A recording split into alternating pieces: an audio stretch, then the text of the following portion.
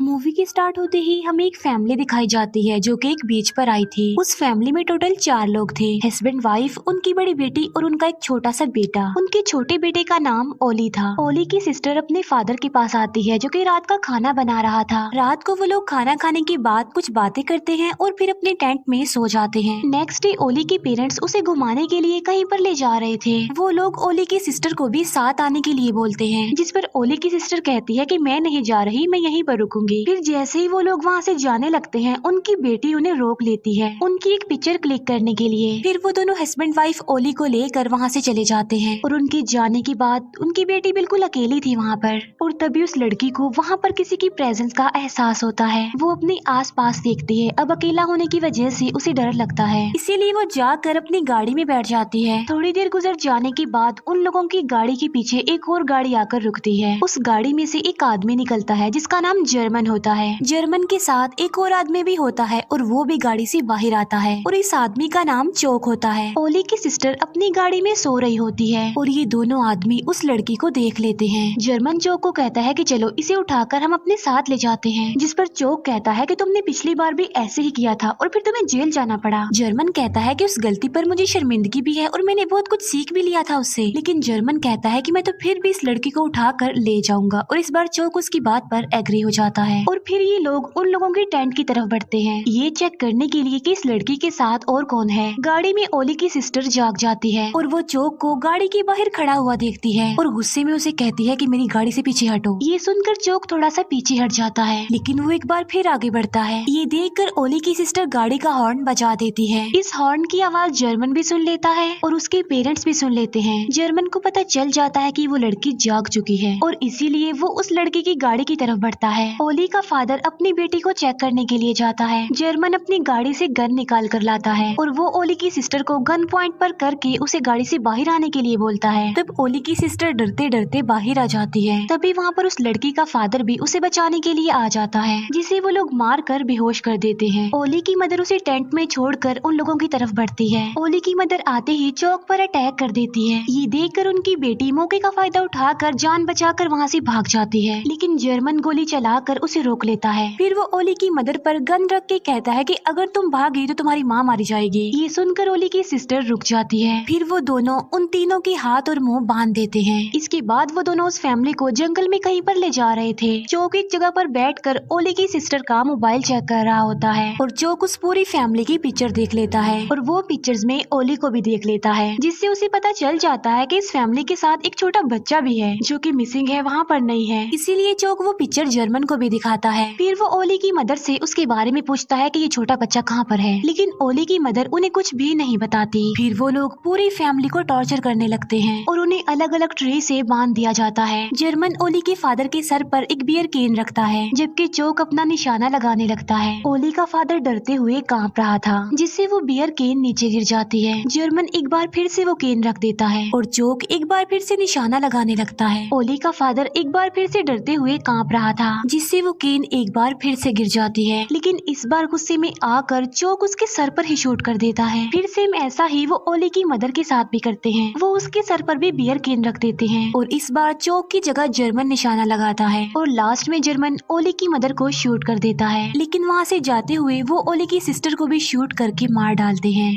वो दोनों अब ओली को लेने के लिए उनके टेंट में आते हैं, लेकिन ओली टेंट से निकलकर रोते रोते ही कहीं पर चला गया था। फिर 3 दिन बाद एक कपल उसी बीच पर आता है। वो देखते हैं कि ये जगह काफी खूबसूरत है, इसीलिए वो काफी खुश होते हैं।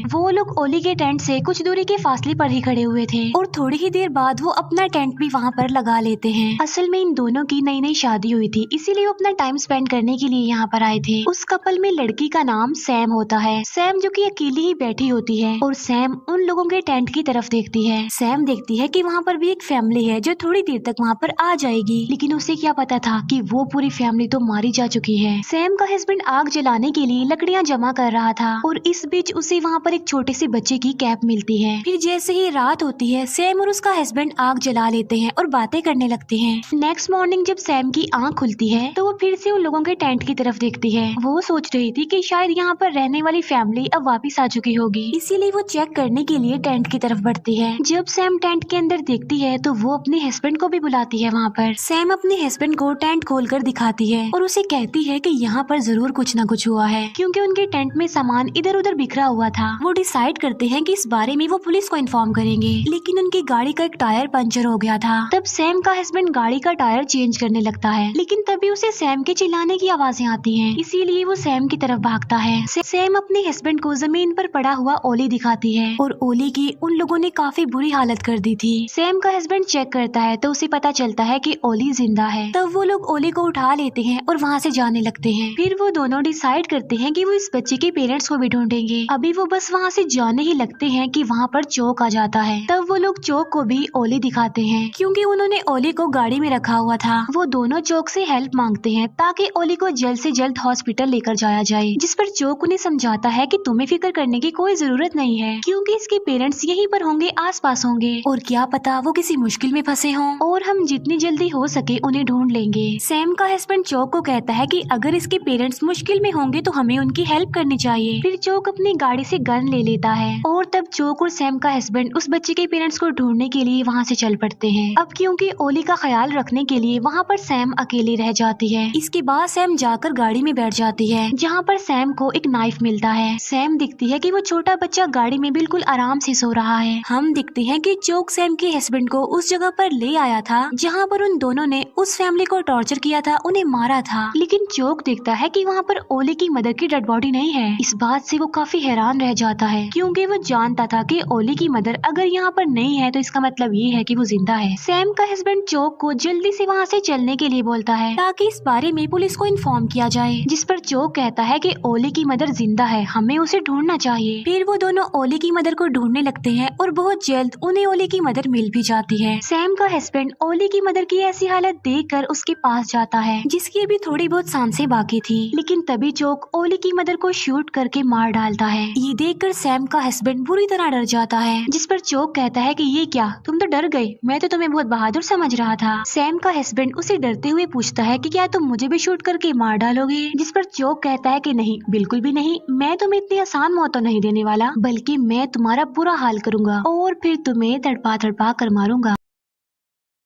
ये बात सुनकर सैम का हस्बैंड और ज्यादा डर जाता है। तब चोक सैम के हस्बैंड के पास आता है और उसे कहता है कि जल्दी उठो, चलो यहाँ से। फिर सैम का हस्बैंड चोक को पुश करके वहाँ से भाग जाता है। तब चोक भी उसके पीछे पीछे भागता है। दूसरी तरफ जर्मन सैम के पास आ जाता है, जहाँ पर सैम उसे सारी बात बता देती है। ये सारी बातें सुनकर जर्मन अपनी गाड़ी से गन निकाल लेता है। जब सैम उसके हाथ में गन दिखती है तो वो डर जाती है और जल्दी से जाकर अपनी गाड़ी में बैठ जाती है, जहाँ पर जर्मन आकर सैम को गाड़ी से बाहर आने के लिए बोलता है। और जब सैम बाहर नहीं आती तो जर्मन गाड़ी का शीशा ही तोड़ देता है और खुद ही दरवाजा खोलने की कोशिश करता है, लेकिन तभी सैम उसी नाइफ से जर्मन का हाथ काट देती है, जिससे जर्मन को काफी चोट लगती है और वो अपना खून रोकने की कोशिश करता है। जहाँ पर सैम मौका देखकर ओली को लेकर वहाँ से भाग जाती है। जर्मन जब सैम को भागता हुआ देखता है तो वो अपने डॉग को सैम के पीछे लगा देता है। सैम का हस्बैंड भागते भागते एक जगह पर आकर छुप जाता है और चोक भी वही आसपास था, उसे ढूंढ रहा था। तभी अचानक से चोक को कोई भागता हुआ दिखाई देता है और वो जल्दी से उसी तरफ शूट कर देता है। और अब चोक उसी तरफ बढ़ता है जहाँ पर कोई भाग रहा था, जहाँ पर उसने गोली चलाई थी। चोक वहाँ पर आकर देखता है कि जिस पर उसने गोली चलाई है वो कोई और नहीं बल्कि जर्मन था, जो गोली लगने की वजह से दर्द से चिल्ला रहा था। गोली मारने पर चोक जर्मन से माफी मांग रहा होता है कि तभी उसे ओली के रोने की आवाज सुनाई देती है और फिर चोक सैम को देख लेता है और वो आहिस्ता आहिस्ता उसकी तरफ आकर उसे पकड़ लेता है और चोक सैम को गन पॉइंट पर लेकर जर्मन के पास आता है और वो सैम से ओली को ले लेता है और उसे जमीन पर रख देता है। फिर चोक जर्मन को शूट करके उसे मार डालता है, क्योंकि गोली लगने की वजह से जर्मन बहुत ज्यादा तकलीफ में था और चोक उसे तकलीफ में नहीं देख सकता था। फिर चोक सैम को गाड़ी में बिठा कर वहाँ से जाने लगता है, लेकिन सैम जोर से गाड़ी का स्टीयरिंग हिला देती है, जिससे गाड़ी का बैलेंस खराब हो जाता है और वो एक ट्री से जाकर टकराती है। दूसरी तरफ वहाँ पर सैम का हस्बैंड पुलिस ले आया था और पुलिस अब चोक की गाड़ी की तरफ बढ़ रही थी, लेकिन चोक दूर से ही उन पर गोलियां चलाने लगता है। तब सैम का हस्बैंड ये देखकर जल्दी से गाड़ी स्टार्ट करने लगता है, लेकिन चोक उसकी बाजू पर गोली मारता है। फिर चोक पुलिस की गाड़ी में उन दोनों हस्बैंड वाइफ यानी सैम और उसके हस्बैंड को प्रिजनर बना लेता है। और वो गाड़ी सैम चला रही थी और उन लोगों के पीछे चोक बैठा हुआ था गन लेकर। चोक अब वहाँ से भागना चाहता था, लेकिन सैम जो कि तेज स्पीड में गाड़ी चलाकर उसे पलटने की कोशिश करती है, जिससे गाड़ी पलटने के बाद फिर से सीधी हो जाती है। इस वजह से वो तीनों ही इंजर्ड हो जाते हैं। उन लोगों में से पहले चोक गाड़ी से बाहर आता है, जो कि काफी इंजर्ड हो गया था। इसके बाद सैम गाड़ी से बाहर आती है और वो एक पत्थर से चोक के सर को क्रश कर देती है। इसके बाद सैम एक हॉस्पिटल में आंखें खोलती है। फिर वहाँ से उठकर सैम अपने हस्बैंड के पास जाती है, क्योंकि उसका हस्बैंड भी उसी हॉस्पिटल में था जो बच गया था, लेकिन वो काफी इंजर्ड था। अब सैम ओली के बारे में सोचती है। ओली भी बच गया था और उसे जर्मन के डॉग ने बचाया था। सैम सोचती है कि अब वो इस बच्चे को अडॉप्ट कर लेगी और इसी के साथ ही ये मूवी यहीं पर एंड हो जाती है। Thank you for watching.